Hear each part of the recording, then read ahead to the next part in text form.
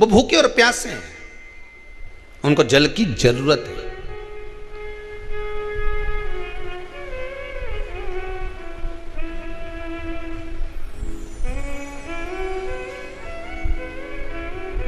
किसी भी नदी में, सरोवर में, कुंड में, बावड़ी में, तालाब में, आप तीर्थ में जाकर जब स्नान करते हैं तो स्नान करने के बाद एक काम का नियम बना लो कि अपने हाथ की अंजलि में जल लेकर अपने पूर्वजों को देना। प्यासे रहते हैं, भाग मांगते हैं। श्राद्ध पक्ष चल रहा है, बेलपत्री का पेड़ या पीपल का पेड़ या बट का पेड़, इन पेड़ के नीचे ले जाकर उस दूध को दोपहर में सुबह 10 बजे से लेकर 12 बजे के बीच में ले जाकर चढ़ा दीजिए।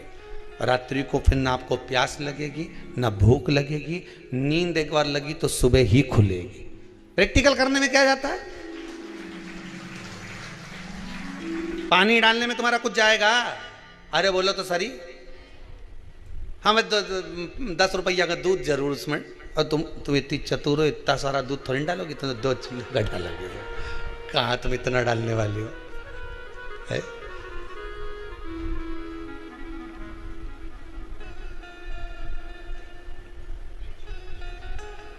कहा बहुत चतुर चतुर लोग हो रहे संसार में हो।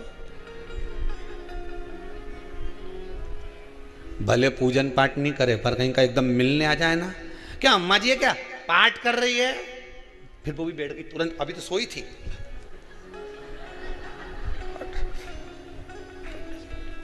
तुरंत क्या पंडित जी हैं क्या, उनसे थोड़ा काम है, अभी माला जप रहे हैं। मालूम पड़े पंडित जी तो आराम से सेव फल खा रहे थे। अब प्लेट सोफा के नीचे घुसे तुरंत।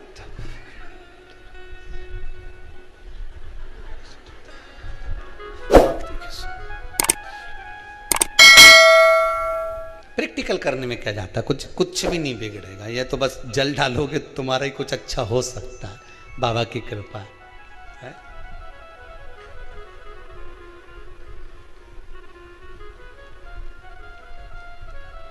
3 वृक्ष पितरों के तुल्य हैं। पहला जम के बोलिए पीपल, दूसरा बट वृक्ष, तीसरा बेलपत्री का वृक्ष। तीनों पीपल के वृक्ष में 52,000 ब्राह्मण एक साथ निवास करते हैं, इसलिए पितृतुल्य है। बट वृक्ष ब्रह्मा जी के मस्तक से बना, इसलिए पितृतुल्य है। और बेलपत्री का वृक्ष माता पार्वती जी के अश्रु से बना। जब आंसू गिरे थे माता जगत जननी जगदम्बा पार्वती के, उस समय पर पितृलोक में हलचल उत्पन्न हो गई थी। हमारी नातिन की आंख में आंसू कैसे आ गए? मैनावती की पुत्री है।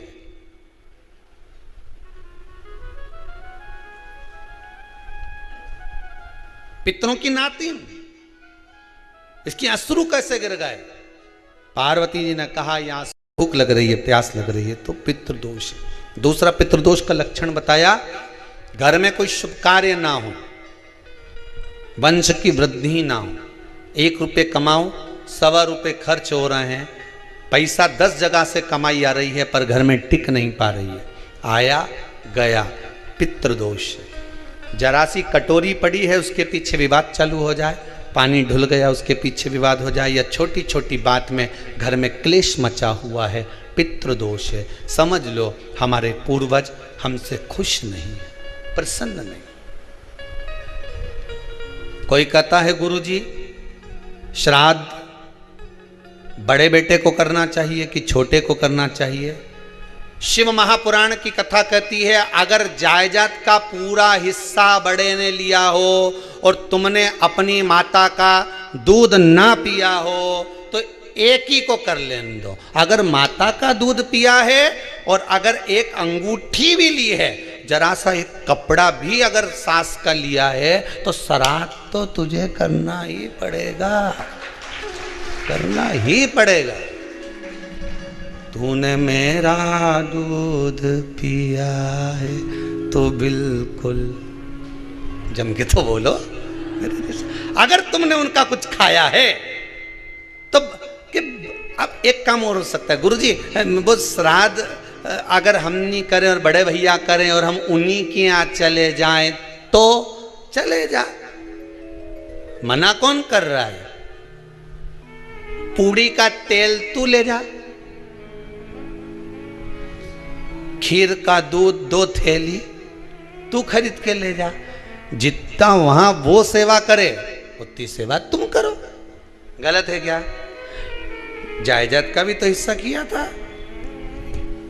सुई की नोक के बराबर नहीं दूंगा ने, ईंट इधर खसकी है तो हमारी इधर खसका दीजिए। हमारी बसियत में इतना लिखा है तो फिर बसियत में ये भी लिख के जाना चाहिए था। मैं तो क्यों सबके, तुम डरो मत ही रहे एक भी।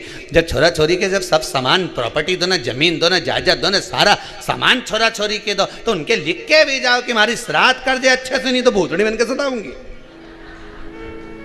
देखिए श्राद्ध करो। कितना दिया तुमको? बोलो ईमानदारी से बोलना, कितना दिया? ढेरों। और एक बात बहुत अच्छे से कहूंगा, आप लोगों के जीवन में उतरे। अगर मायके में भाई, मायके में भाभी, मायके के लोग अगर आपके माँ बाप का श्राद्ध नहीं करते हैं तो बेटी भी अपने माता पिता का श्राद्ध कर सकती है।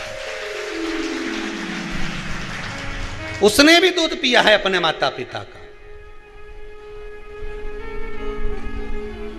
पर वो श्राद्ध का भोजन कौन कराएगा? बेटी का पुत्र हो, बेटी की पुत्री हो, वो कराए। और नाम वो नाना नानी का ले ले, करे। अगर वो नहीं कर रहे हैं, वो नहीं संभालते, वो नहीं जानते, तो आप करो तो करे।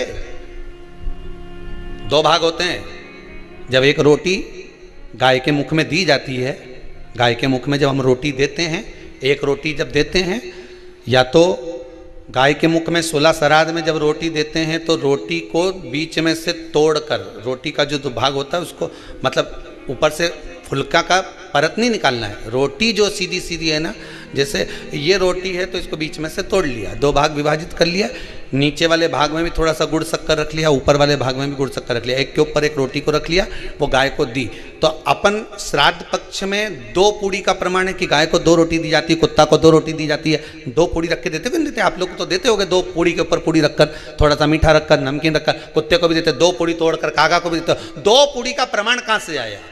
2 भाग रोटी के टुकड़े का प्रमाण कहां से आया? श्राद्ध पक्ष में ही ऐसा क्यों किया जाता है? बाकी के समय पर तो कोई ऐसा 2 पूड़ी का प्रमाण ही नहीं, पर श्राद्ध पक्ष में ये क्यों कहा जाता है कि पूड़ी के ऊपर पूड़ी रख दे, उसमें मीठा रख दे, खीर शक्कर रख दे, गाय को दिया, कुत्ते को दिया, कागा को दिया, ऐसे क्यों कहा जाता है? उसका कारण क्या होता है? उसका केवल एक कारण है, जो नारी ने भोजन का निर्माण करा है, जो घर की बहू भोजन बनाई है, जो घर की बेटी ने भोजन बनाया है, घर की माता ने भोजन बनाया है। महाराज, पिता पुरुष एक कुल को तारता है, बेटी 2 कुल को तारती है। जब श्राद्ध पक्ष में 2 भाग रोटी के कर कर गाय को देती है तो 1 भाग तो उसके ससुराल वालों, पर वो श्राद्ध का भोजन कौन कराएगा? बेटी का पुत्र हो, बेटी की पुत्री हो, वो कराए। और नाम वो नाना नानी का ले ले, करे।